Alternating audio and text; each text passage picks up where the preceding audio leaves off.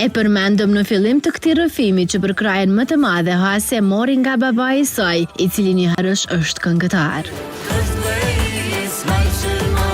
Kjo është pjesa më e rëndësishme kur një femër, sidomos në tregun e muzikës, duhet të ketë krah gjithmonë një familjar, e sidomos ai me kanë prindër që e ka kalu rrugën e muzikës dhe ma ka shtru mu rrugën e muzikës në mënyrën më të mirë të mundshme.